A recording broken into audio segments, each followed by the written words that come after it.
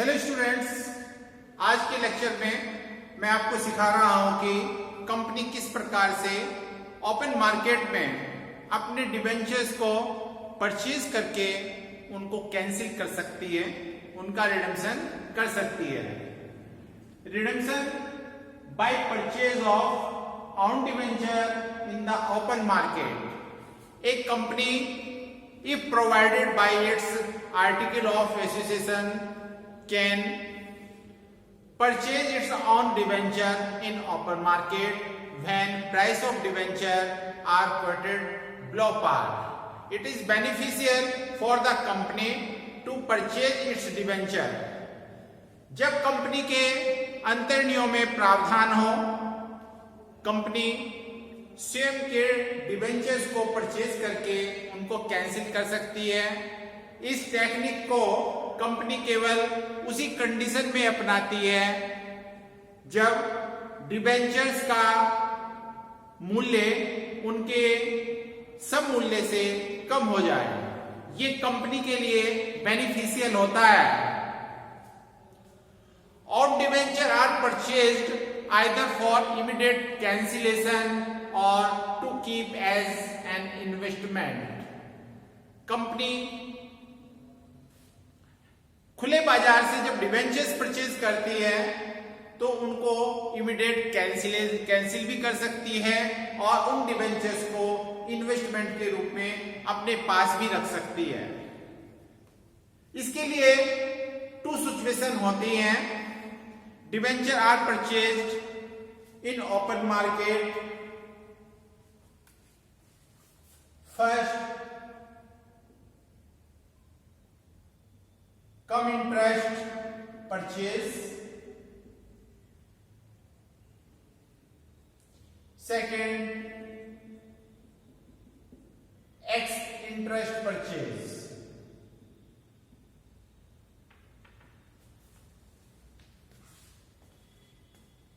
When the price quoted include interest on debenture from the last interest date to the date of purchase of debenture।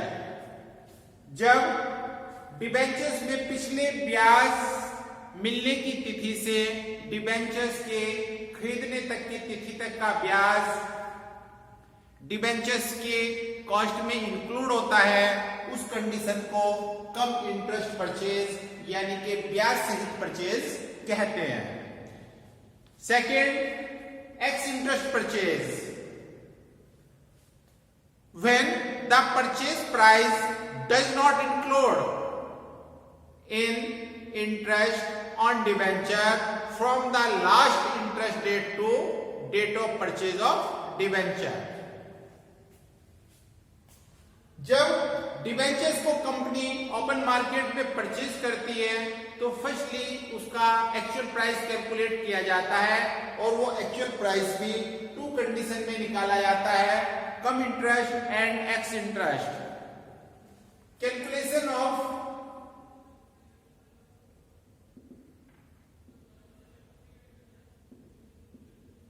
Actual price. First, cum interest. Firstly actual amount paid less interest.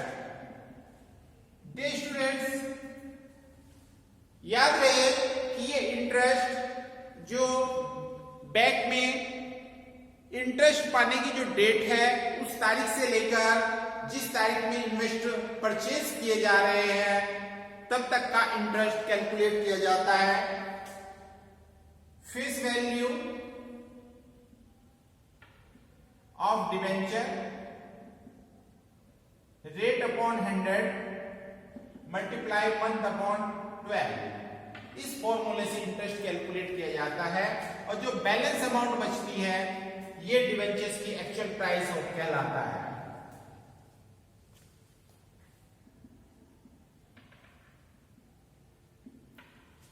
Second,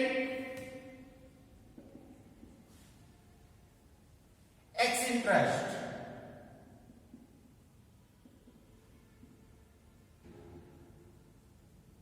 X interest purchase. Firstly, actual amount paid,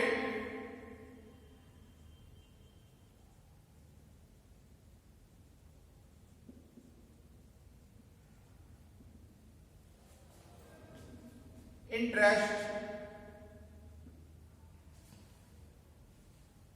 amount of debenture, rate upon 100 multiply month upon 12.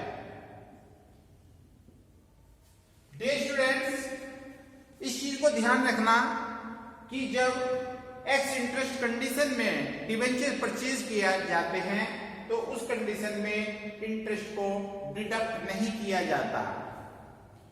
Dear students, अब मैं आपको सिखाने जा रहा हूं कि जब debentures को कैंसिलेशन के लिए परचेज किया जाता है ओपन मार्केट में, तो उस टाइम हम कौन कौन सी जर्नल एंट्रीज बनाते हैं। फर्स्टली,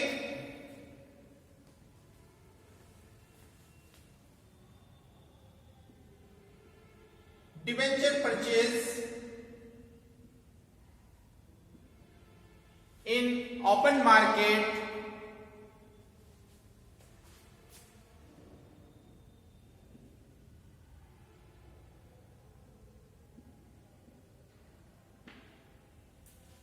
इसके लिए हम एंट्री बनाएंगे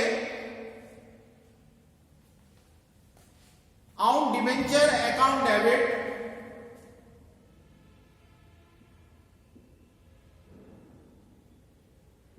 ऑन डिबेंचर्स अकाउंट डेबिट, इसका दूसरा नाम डिबेंचर रिडेम्पशन अकाउंट भी है। यहां पर डिबेंचर रिडेम्पशन अकाउंट भी लिख सकते हैं।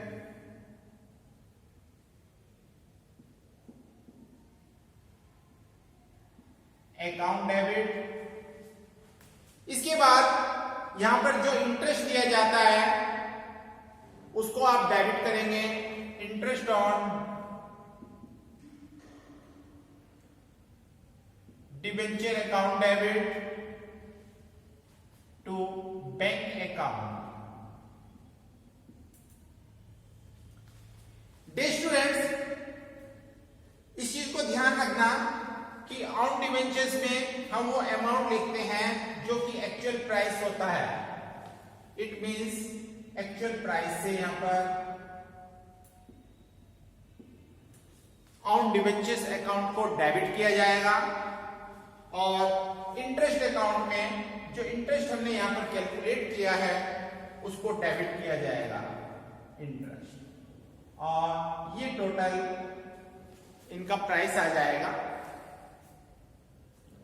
सेकेंड एंट्री बनेगी जब डिबेंचर्स को इमीडिएटली कैंसिल किया जाता है। एंट्री बनाते हैं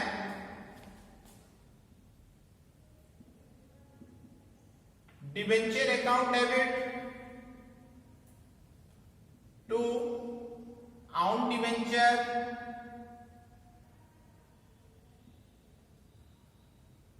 इसकी जगह डिबेंचर रिडेम्पशन अकाउंट भी लिख सकते हैं।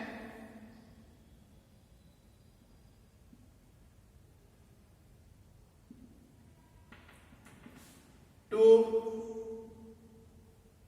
Profit on cancellation account. Dear students, यहां पर जो डिबेंचर्स की नॉमिनल वैल्यू होती है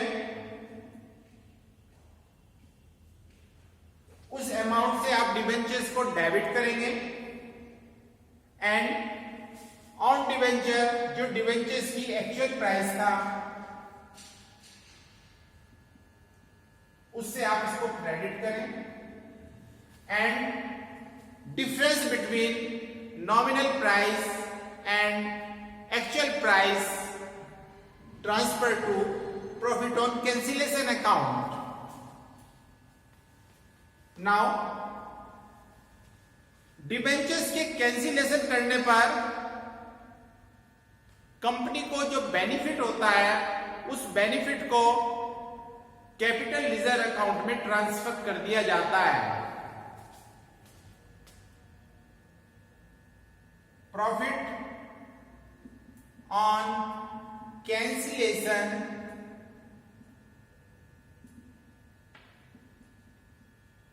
transfer to capital reserve.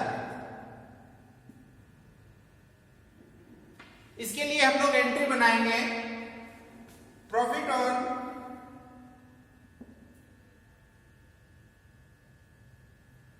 Cancellation account debit to capital reserve.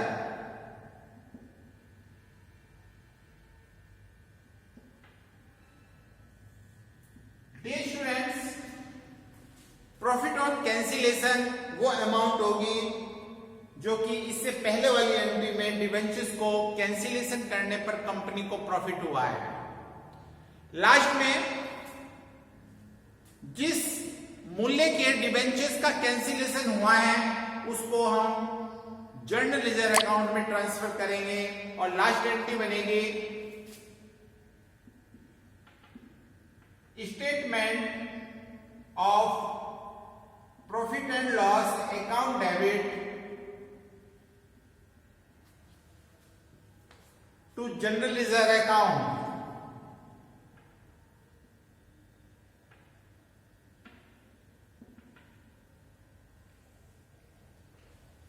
Dear students, ध्यान दें कि जब भी कंपनी ओपन मार्केट में इमीडिएट कैंसिलेशन के लिए डिबेंचर्स को परचेज करती है, उस कंडीशन में हम ये 4 एंट्रियां बनाते हैं। फर्स्ट एंट्री होती है on debenture account debit, interest on debenture account debit to bank account. Second entry for immediate cancellation debenture account debit, जिस अमाउंट के डिबेंचर्स को हम कैंसिल कर रहे हैं उसकी नॉमिनल वैल्यू डेबिट होगी to on debenture amount account to profit on cancellation account. ध्यान रहे यहाँ पे ऑन डिबेंचर अकाउंट में वो अमाउंट डेबिट होगी जो कि डिबेंचर्स का एक्चुअल प्राइस कैलकुलेट किया है। Next, profit on cancellation transfer to capital reserve, profit on cancellation account debit to capital reserve और लास्ट में statement of profit and loss account debit to general reserve. Thank you.